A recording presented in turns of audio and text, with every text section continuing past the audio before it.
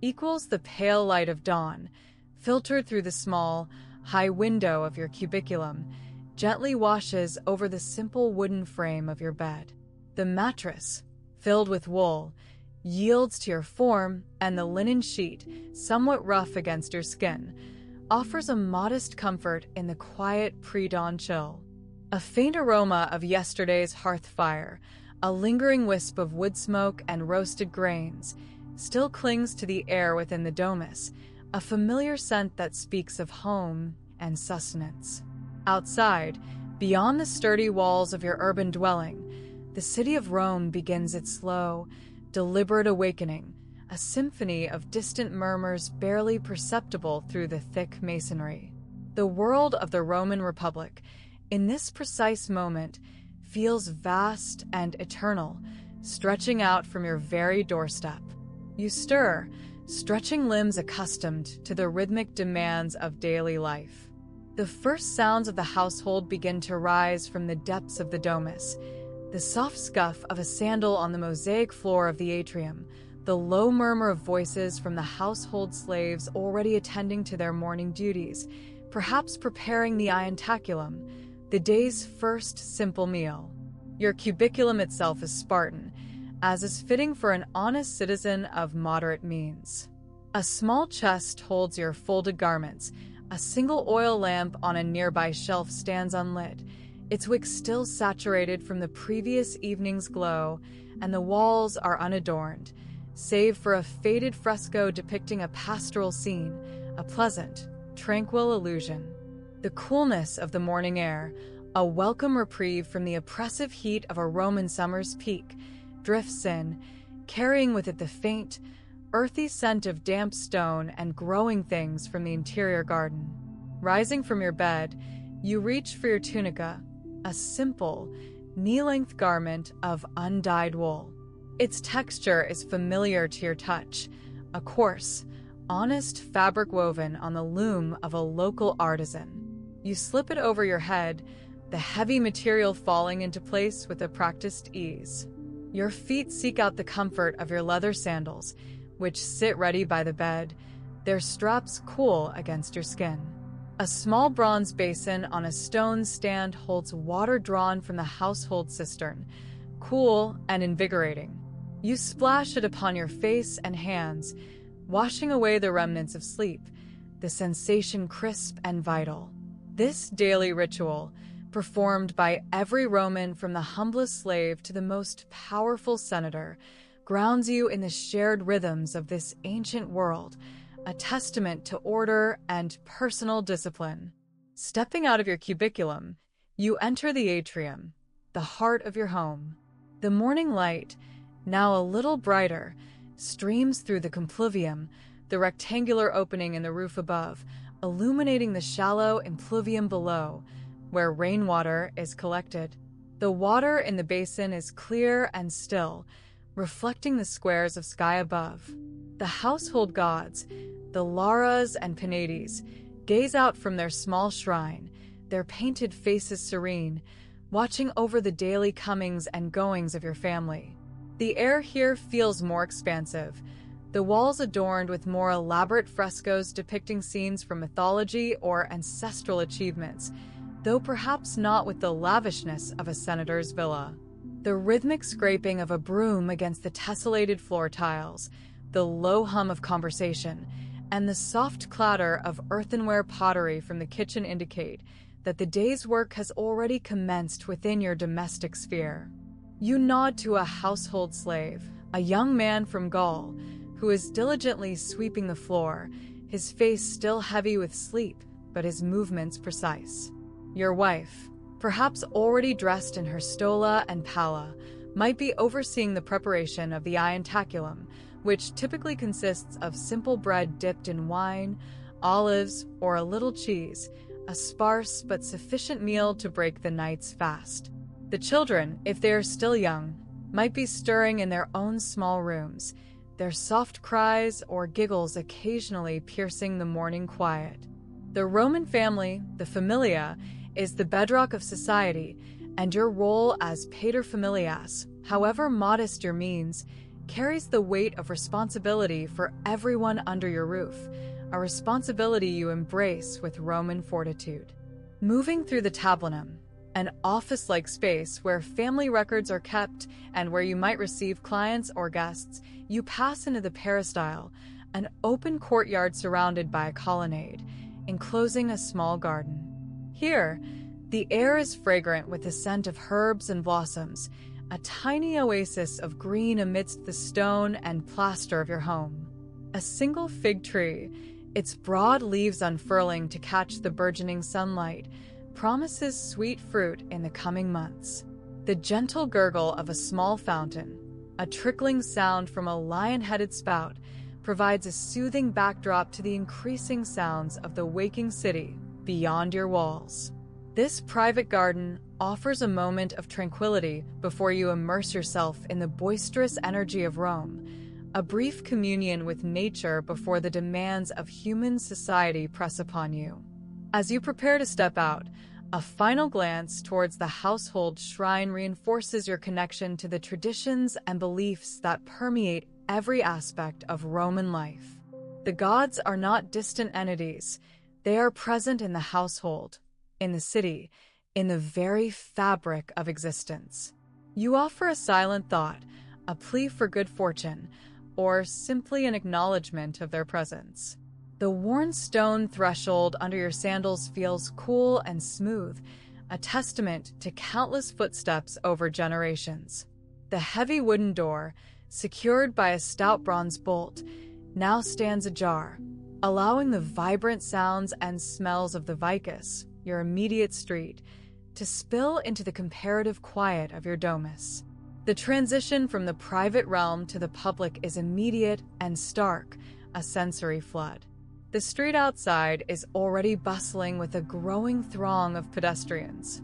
The morning air, though still holding a trace of coolness, is quickly being warmed by the rising sun, which paints the eastern walls of the Insuli opposite in hues of soft gold. The narrow cobblestone path, uneven and worn smooth in places by the passage of carts and foot traffic, demands your attention. You navigate around a group of slaves carrying amphorae, their burdens heavy, and sidestep a vendor setting up his stall, his voice already rising in a melodious chant to attract early customers. The distinct aroma of freshly baked bread from a nearby panis mingles with the sharp scent of fish, the musky odor of unwashed humanity, and the faint, ever-present whiff of sewage from the open drains, an olfactory tapestry unique to Rome. Your journey takes you through a maze of winding streets, each turn revealing a new vista of urban life. Tall insulae, multi-storied apartment blocks constructed of brick and timber, loom over the narrow thoroughfares, their windows often shuttered or adorned with drying laundry. From their upper floors, the sounds of domestic life, a child crying, a woman singing, the clatter of a dropped object, drift down to the street below, a constant reminder of the city's dense population. You pass small shops, their fronts open to the street, displaying their wares: terracotta pots, fine woolen cloth, leather goods, and various foodstuffs. The incessant chatter of merchants hawking their goods, the clang of a blacksmith's hammer from a nearby workshop, and the distant bray of a donkey all contribute to the vibrant, ceaseless soundtrack of Rome. Ahead, the majestic columns of the Temple of Castor and Pollux begin to appear, their white marble gleaming against the azure sky. This signifies your approach to the Roman Forum, the very heart of the Republic. The sheer scale of the architecture, even on a daily commute, never fails to impress. The Forum is not merely a marketplace. It is the center of legal proceedings, political discourse, religious ceremonies, and social interaction. Its grandeur speaks volumes about Rome's power and its enduring legacy. The ground beneath your sandals transitions from rough cobblestones to the more finely paved flagstones of the Forum proper, the sensation smoother, more deliberate, as you step onto hallowed ground. As you enter the vast expanse of the Forum, the din of the city intensifies, transforming into a roar of human activity. Senators in their broad-bordered togas, accompanied by their retinues of clients, stride purposefully towards the curia, the Senate House, their discussions earnest and often animated. Lawyers in dark togas, their faces etched with concentration, consult with their clients near the basilicas, grand halls where legal cases are heard and financial transactions conducted.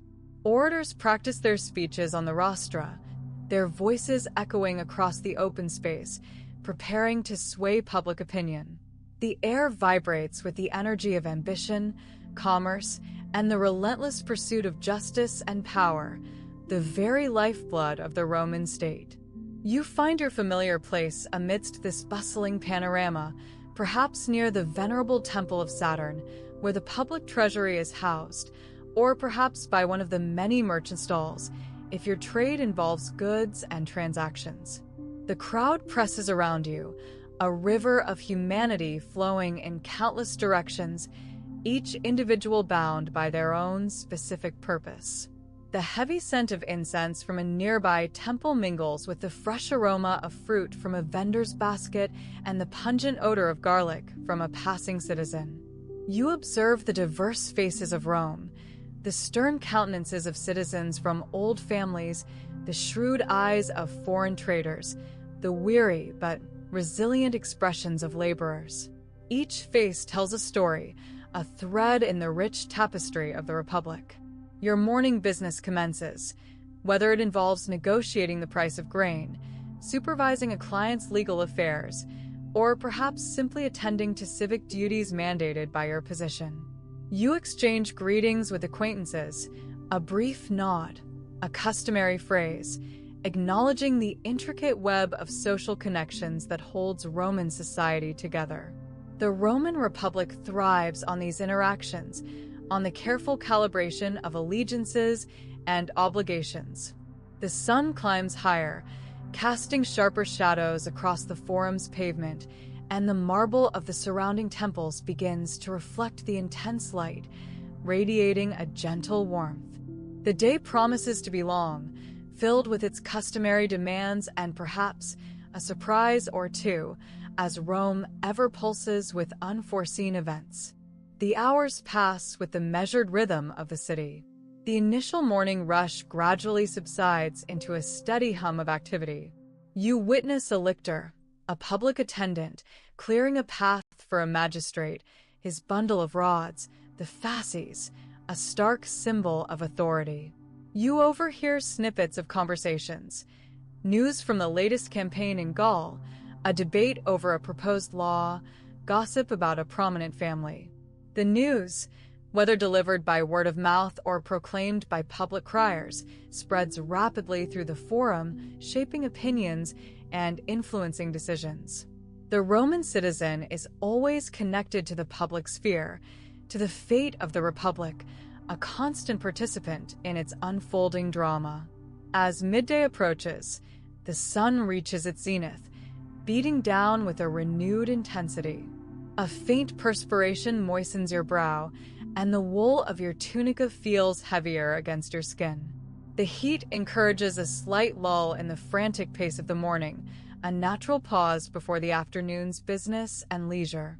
Many citizens begin to withdraw from the most exposed areas of the forum, seeking the shade of porticos or the cool interior of basilicas.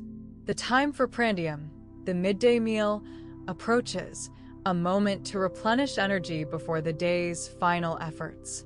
The promise of simple sustenance and a brief respite from the incessant activity of the forum is a welcome thought, a small comfort in the relentless rhythm of Roman life.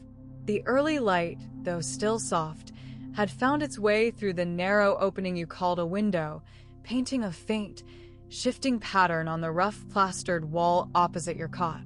The chorus of the city, which had been a distant murmur, now swelled with the awakening of thousands of souls. You felt the cool air against your skin as you slowly stretched, a simple, unadorned movement that echoed the simplicity of your existence here. There was a faint ache in your joints, a familiar companion that spoke of your humble cot and the day's coming exertions. With a gentle sigh, you pushed yourself upright, your bare feet meeting the cool, hard-packed earth of your small chamber. The floor was swept clean, as always, but the dust of 1,000 footsteps, carried on the city's breath, was an ever-present veil. Your gaze drifted to the corner where your few possessions lay neatly stacked: a small, sturdy wooden chest, a ceramic jug and basin, and your spare tunic, folded with care. You reached for the jug, its clay cool against your fingers, and poured a small amount of water into the basin. The water, drawn from a public fountain earlier that morning, was crisp and clear. You splashed it onto your face, a refreshing shock that banished the last vestiges of sleep. The droplets beaded on your skin, then evaporated, leaving behind a subtle, earthy scent. A quick rinse of your mouth, and then you ran your fingers through your hair, a simple gesture to tame any unruly strands. There was no mirror to consult, no elaborate preparations.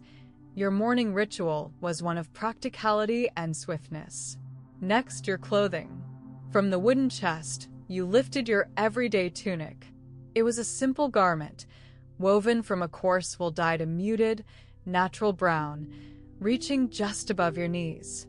You slipped it over your head, feeling the familiar weight of the fabric settle around you.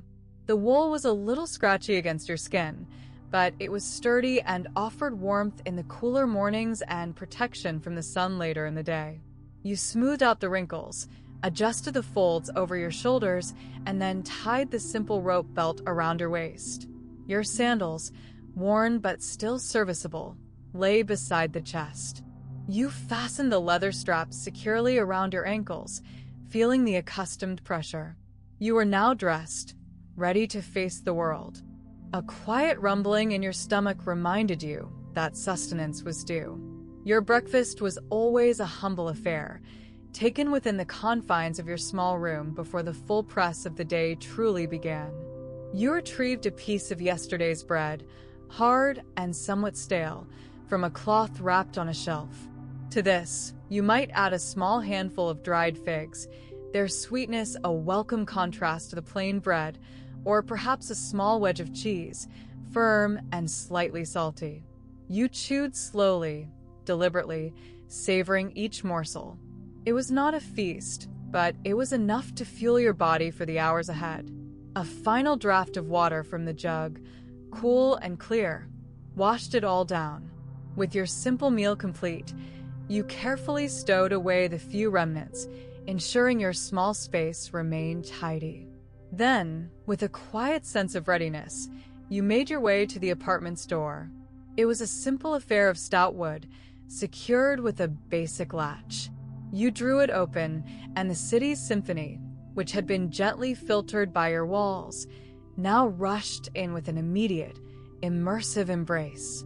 The air that greeted you was a blend of many things: the lingering dampness of the pre-dawn, the fresh scent of wood smoke already rising from cooking fires, and an underlying aroma of damp earth and human exertion.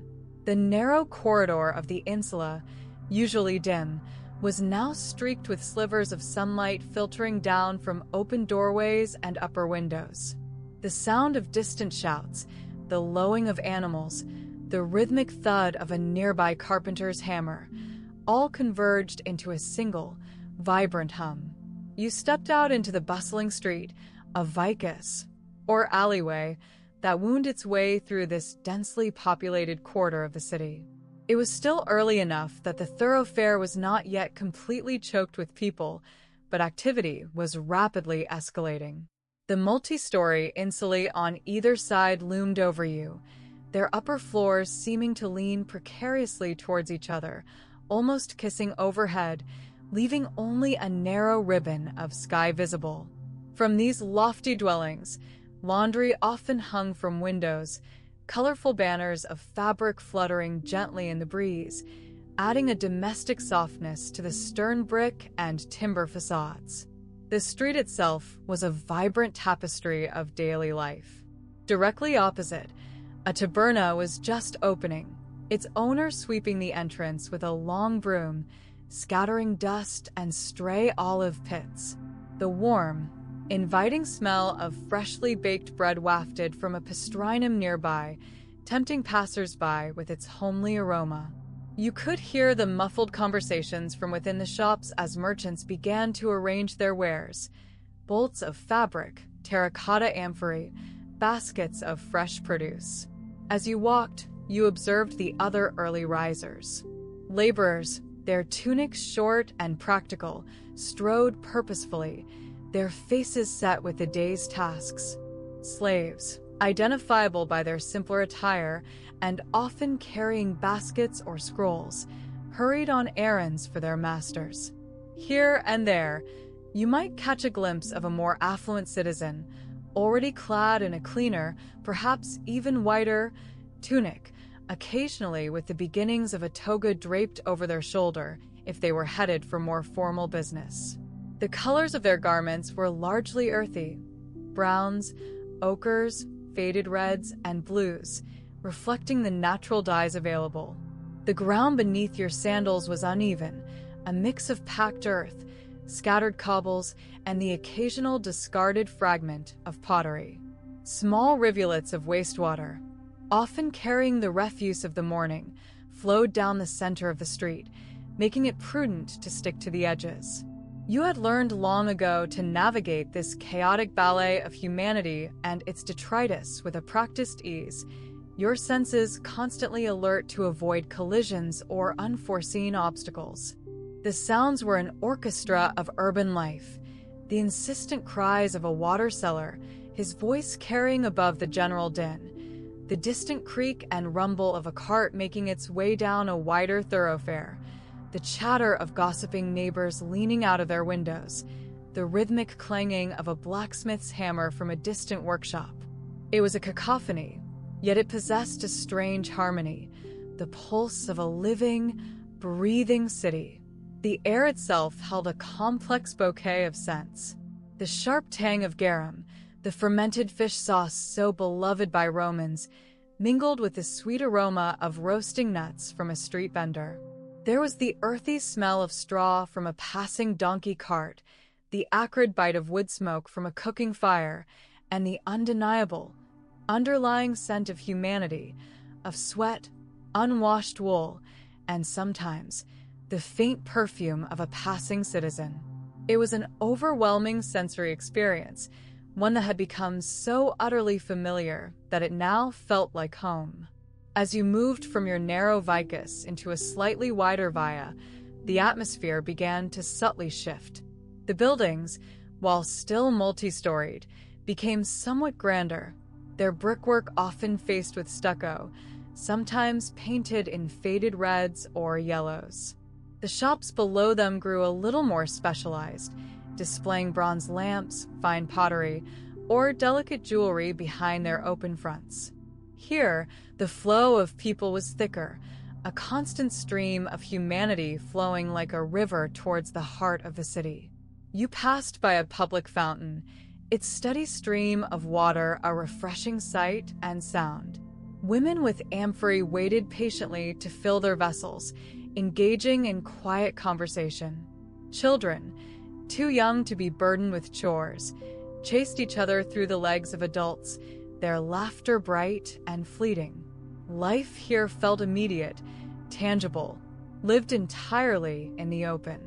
Occasionally, you would glimpse a more imposing structure, a small temple dedicated to a minor deity, its marble portico gleaming even in the diffuse light, or the solid, unadorned wall of a wealthy domus, its entrance a heavy wooden door that spoke of privacy and opulence. These were islands of grandeur, contrasting sharply with the more utilitarian architecture of the insulae. You continued your journey, allowing the flow of the crowd to guide you. Your destination, the Great Roman Forum. The journey itself was an integral part of the day, a transition from the intimate confines of your apartment to the grand stage of the city. With each step, the sounds grew louder, the sights more expansive. The narrow streets gradually gave way to broader avenues, the sky above opening up more generously. The quality of the light itself seemed to change as you approached the forum, growing brighter, more expansive, as if the very air was charged with the weight of history and purpose. The buildings you passed now were undeniably more monumental. You might catch a glimpse of a towering arch, its intricate carvings depicting scenes of victory and triumph, or the corner of a vast basilica, its high roof supported by rows of mighty columns. The materials shifted from brick and stucco to gleaming marble and travertine, reflecting the sunlight in blinding flashes. The crowds intensified here, becoming a denser tapestry of Roman society. More citizens in their pristine white togas, symbols of their civic status, moved with an air of importance, often accompanied by clients or slaves. Their voices carried the cadences of education and authority, discussing legal matters, political rumors, or commercial ventures. Women, cloaked in their stolas and palace, walked with a serene dignity, sometimes accompanied by children or elderly family members. The blend of scents also changed, with the perfumes of the more affluent mingling with the ever-present smells of the city. Then, almost suddenly, you emerged from the confines of a street, and before you lay the vast, breathtaking expanse of the Roman Forum. It was a sensory explosion, a sudden unveiling of the very heart of the empire. The scale was overwhelming, stretching out before you like an ancient dream made real. Marble gleamed under the increasingly strong sun, reflecting light from 1,000 surfaces. Statues, both of gods and emperors, stood proudly on pedestals, their gaze seemingly directed towards eternity.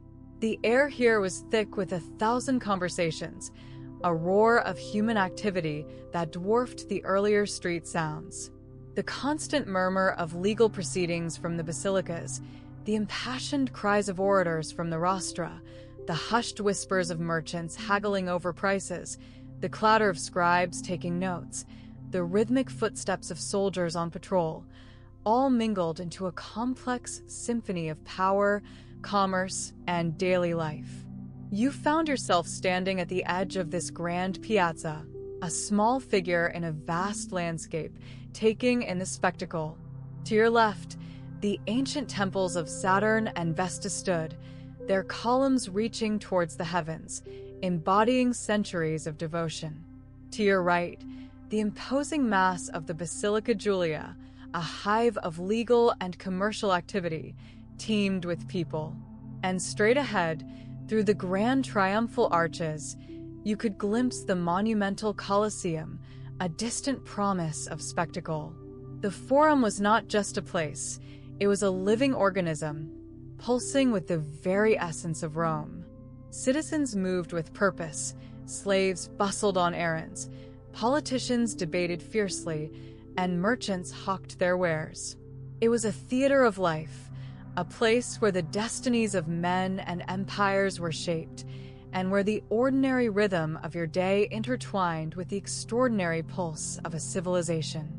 You felt a profound sense of being a part of something immense, something eternal, a single thread woven into the rich, intricate tapestry of Rome.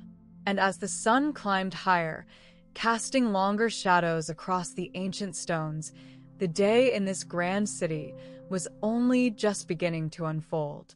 As the first golden light of dawn, which we so gently observed, began to fully assert itself over the eastern horizon, painting the ancient city of Constantinople in ever-brightening hues, the gentle stirrings of morning slowly, yet surely transformed into the full, tranquil rhythm of the Byzantine day. The lingering chill of the pre-dawn air softened into a comfortable warmth, coaxing the city to unfurl like a blossoming flower, not with a sudden burst of energy, but with a gradual, almost imperceptible unfurling of its myriad activities. We left our citizens just as they were stepping out from their simple, yet comforting homes, having partaken of their modest breakfast, ready to engage with the world outside their threshold. Now, As the sun climbed higher, casting shorter shadows and illuminating the intricate mosaic work on public buildings, the city truly embraced its daily cadence. The sounds that had been sparse and distant in the early hours now wove themselves into a delicate, continuous tapestry, a symphony of human endeavor, yet one that always retained a soothing undercurrent. The faint clatter of a distant cart making its way along a cobbled street, the murmur of voices rising from the marketplace, still a ways off, yet hinting at the gentle bustle to come.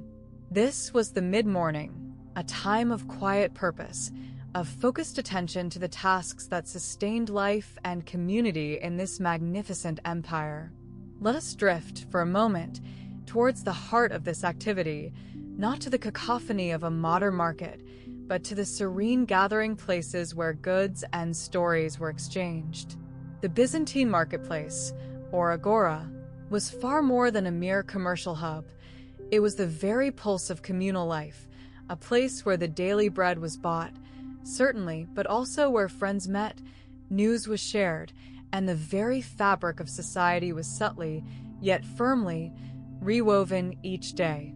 Imagine yourself now, perhaps strolling with unhurried steps, your sandals making a soft scuffing sound on the worn stones, the air still clean and fresh, carrying with it the first enticing sense of the day's provisions. You would notice, first, the rich tapestry of aromas that gently assailed the senses, each vying for attention without ever overwhelming.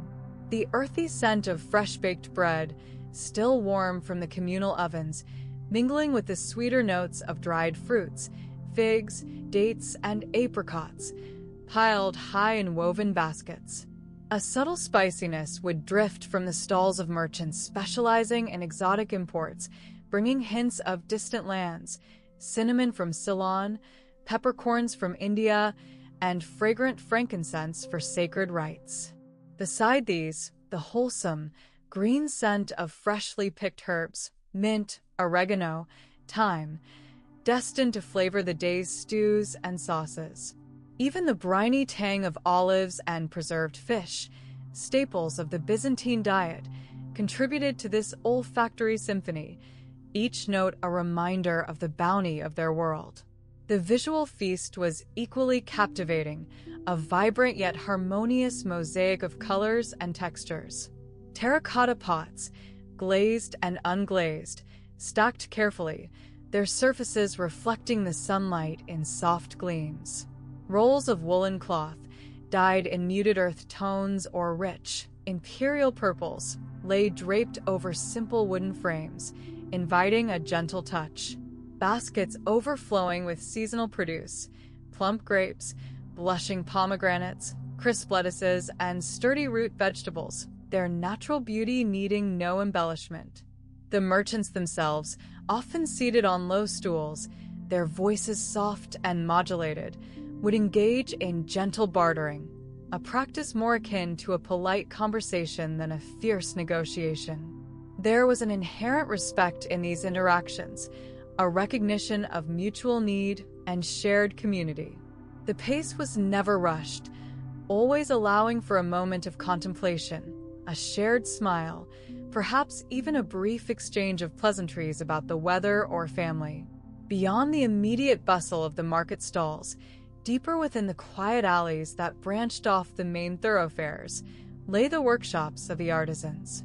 Here, the creative spirit of Byzantium found its most tangible expression, a testament to skill, patience, and tradition. Imagine the soft, rhythmic hum of a loom, its shuttle passing back and forth with a gentle click-clack, weaving intricate patterns into luxurious silk or sturdy linen. The weaver, often a woman, would sit with focused intensity, her hands moving with practiced grace, each thread contributing to a larger design, a fabric that might adorn an emperor or grace a simple home. The rhythmic repetition of this task was, in itself, a form of meditation, a quiet communion between creator and creation.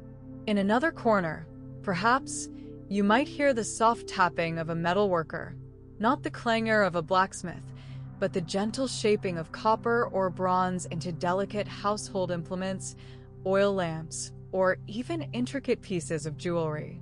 The subtle glow of a small furnace, the careful polishing of a finished piece, the soft rasp of a file, these were the sounds of dedication, of artistry honed over generations. Each piece bore the imprint of its maker, a small object imbued with human care and skill, destined to serve its purpose beautifully and enduringly. Further still, one could imagine the potter's wheel, turning with a soft, hypnotic whir as clay yielded to the gentle pressure of skilled hands, rising into elegant amphorae, sturdy bowls, or delicate cups. The tactile sensation of the wet clay, the focused gaze of the potter, the silent transformation of earth into vessel, it was a dance of nature and nurture, a timeless craft that provided essential items for daily life.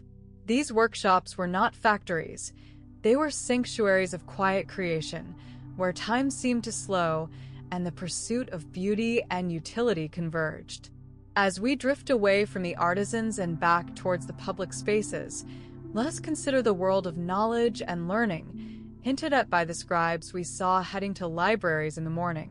The Byzantine Empire was a beacon of literacy and scholarship, a keeper of ancient texts and a generator of new understanding. Imagine entering a scriptorium or a monastic library, a place imbued with an almost sacred quietude.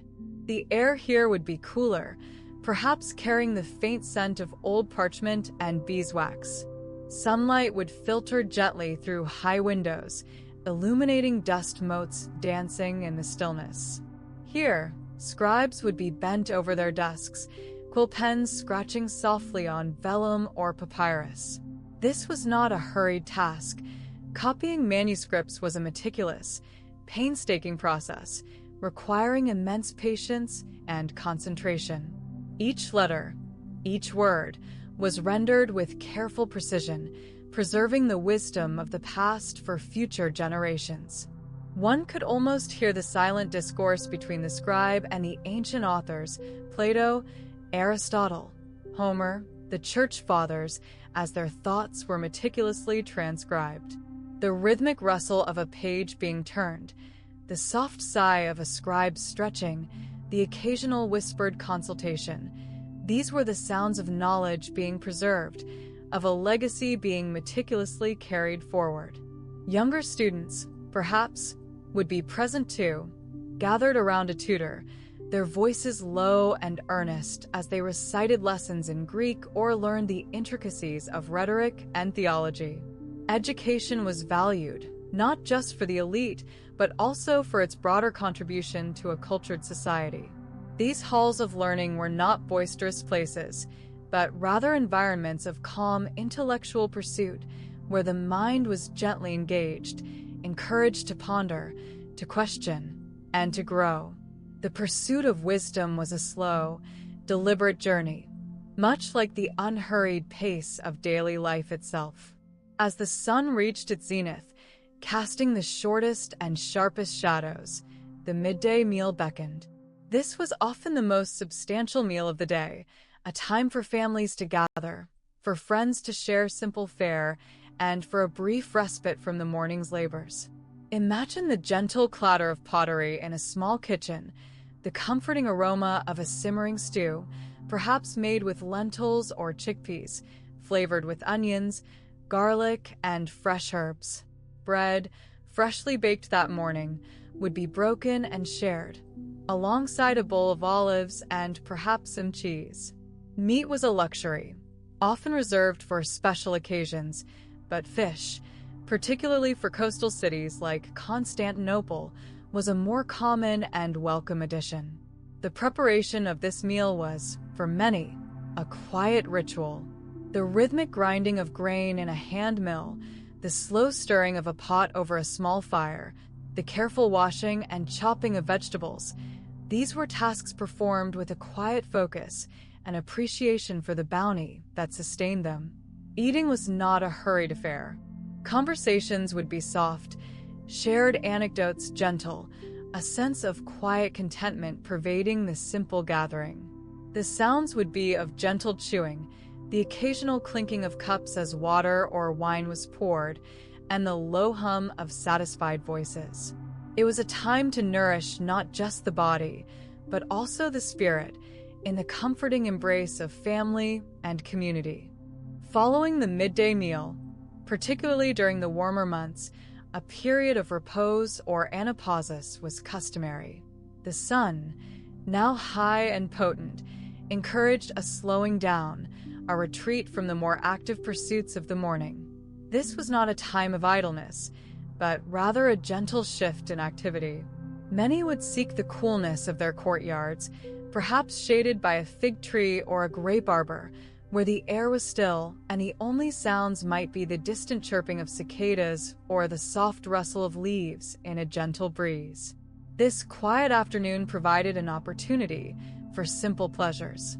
Perhaps a game of pentagrammai, a board game resembling backgammon, played with quiet concentration, the click of the pieces on the wooden board a soothing sound. Or perhaps the telling of stories, not boisterous tales, but narratives shared in soft, modulated tones, recounting old legends, family histories, or moral fables. Music, too, might make an appearance, the gentle plucking of a lyre or a lute, its melodies soft and reflective, designed to soothe rather than excite. This was a time for reflection, for quiet conversation, for the simple joy of companionship without the need for constant engagement. Children, too, would adapt to this slower rhythm. Their games might move indoors or into shaded courtyards, their playful shouts softened to whispers, their movements less boisterous.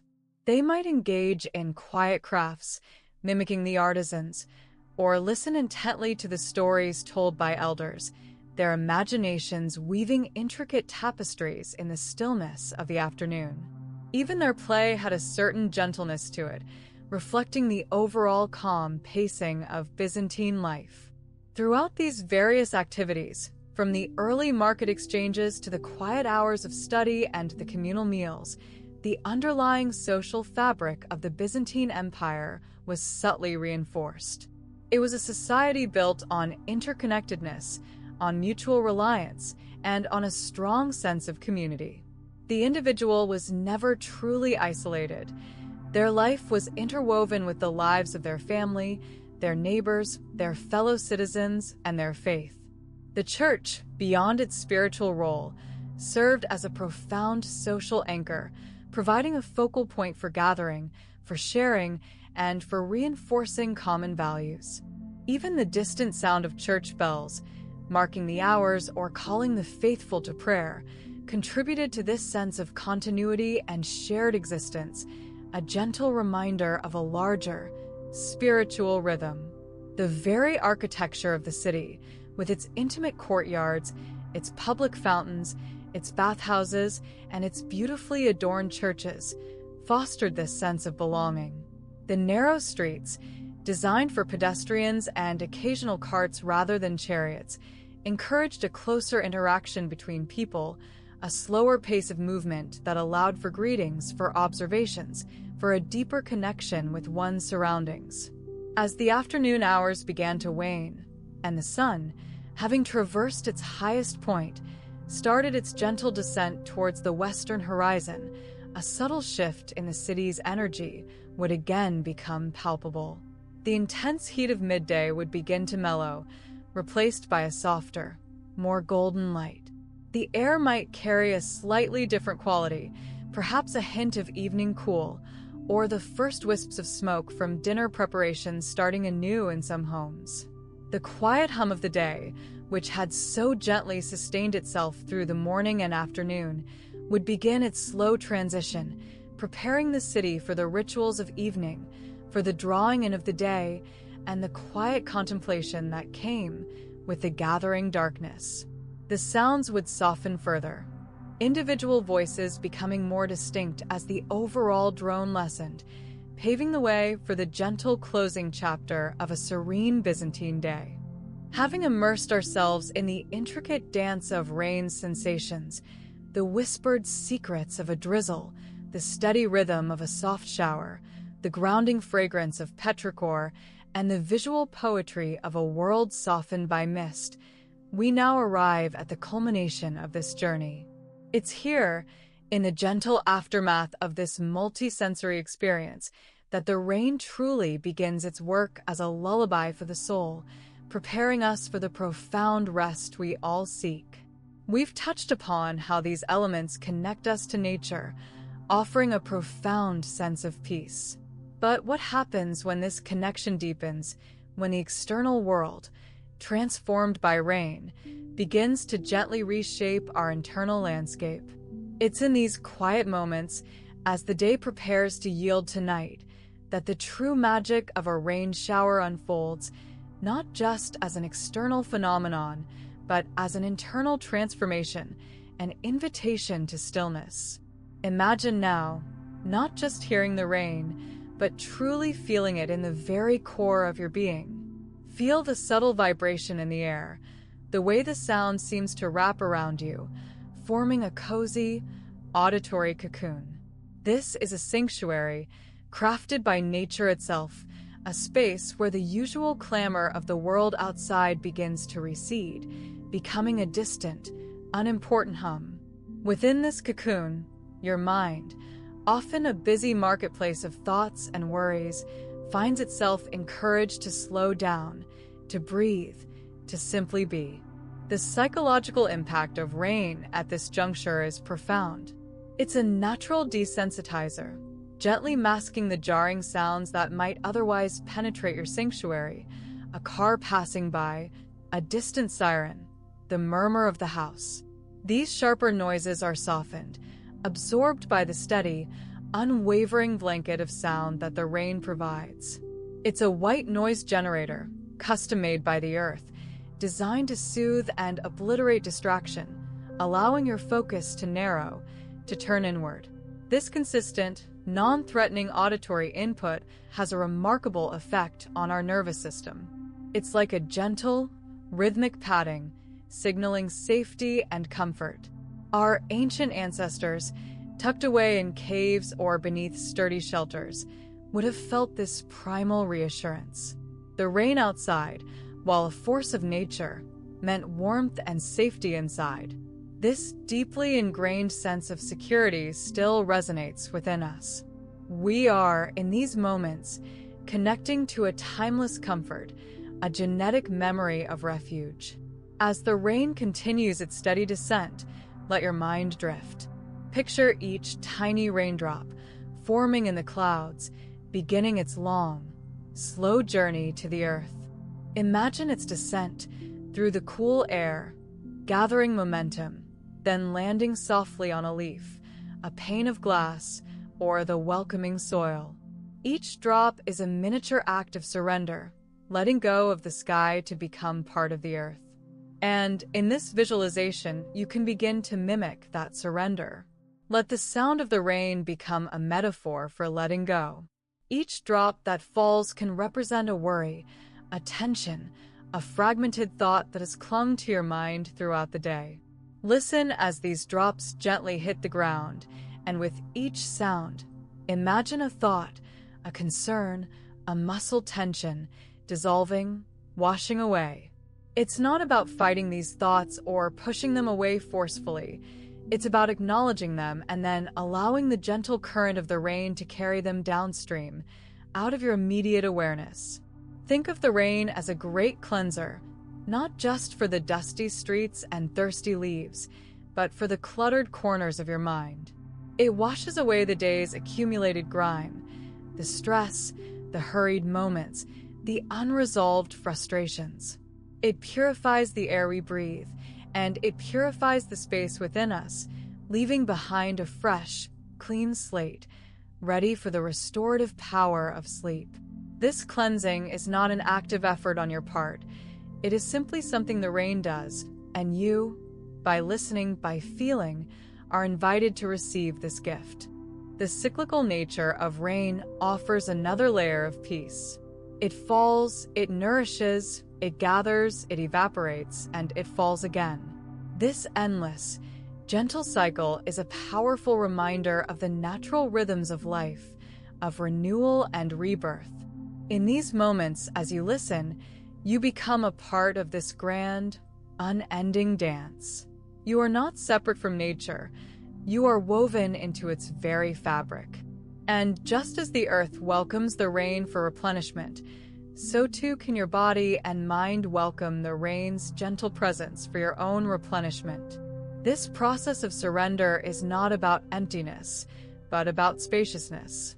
As thoughts and tensions gently recede, a calm spaciousness emerges within you. This is the ideal state for sleep, a mind unburdened, a body relaxed, a spirit at peace. The rain isn't just a sound, it's a guide, leading you softly into this expansive quietude.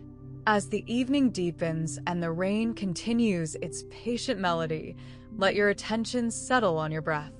Notice the gentle inhale, the soft exhale. Allow your breath to synchronize with the steady rhythm of the rain, becoming as smooth and effortless as the falling drops.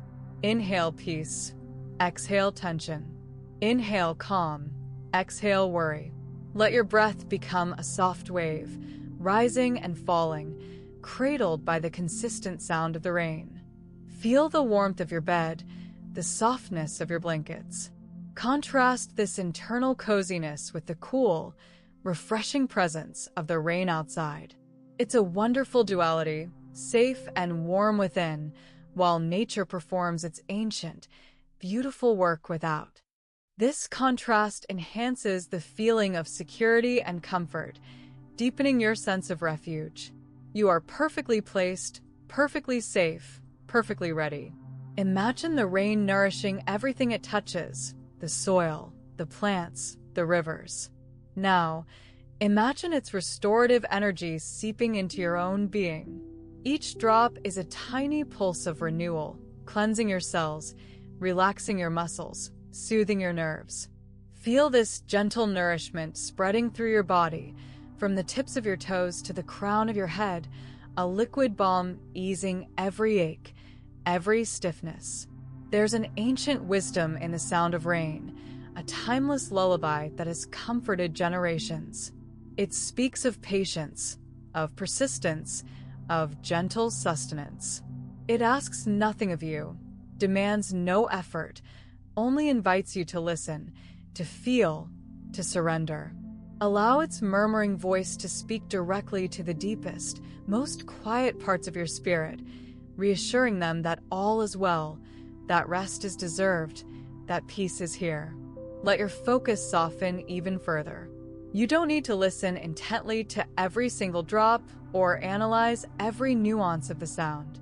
Simply allow the collective hum of the rain to wash over you like a warm, enveloping current. Imagine yourself floating on this current, drifting gently, effortlessly. There's no particular destination you need to reach, no task you need to complete.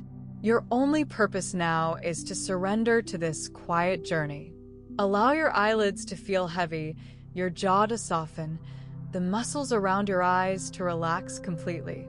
Release any tension held in your forehead, your temples, the back of your neck. Let your shoulders drop, heavy and loose. Feel your arms and hands grow limp and relaxed, your fingers gently curled. Your chest rises and falls with each calm breath, a silent, steady rhythm. Your stomach is soft and still. Your hips sink deeply into the mattress, and your legs feel heavy and warm. Your feet are completely relaxed, every toe soft and still. You are being held, cradled by the earth, serenaded by the rain. There is nothing left to do, nowhere left to be. Just this moment, this breath, this sound. The world outside is slowing down, preparing for its own quiet slumber, and you are part of that profound, peaceful transition. The rain continues its soft whispering, a steady, unwavering presence. It's a constant companion, a faithful guardian, gently guiding you across the threshold from wakefulness to sleep. The distinction between listening and being is blurring. You are becoming one with the sound, one with the stillness it evokes. As the sound washes over you, imagine yourself in the most comfortable, serene place you can conjure. Perhaps you are nestled in a cozy cabin, the rain drumming softly on the roof, a gentle fire crackling nearby.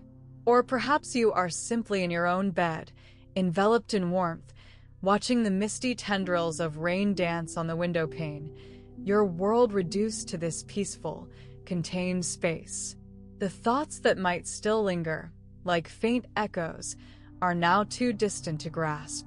They are dissolving into the vast, calm ocean of your inner world, carried away by the gentle currents of the rain.